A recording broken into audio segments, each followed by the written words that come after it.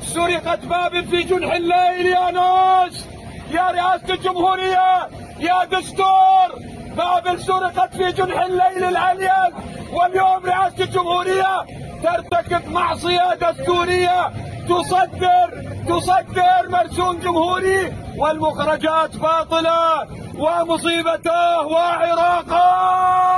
نعم نعم للعراق، نعم نعم للعراق، نعم نعم للعراق، نعم نعم للعراق، نعم نعم للدستور، نعم نعم للدستور، نعم نعم للقانون، نعم نعم للقانون، نعم نعم للقانون، نعم نعم للقانون، نعم نعم للدستور. نعم نعم للدستور. كلا كلا عصابات، كلا كلا عصابات، كلا كلا للقناص، كلا كلا للقناص، كلا كلا للقناص.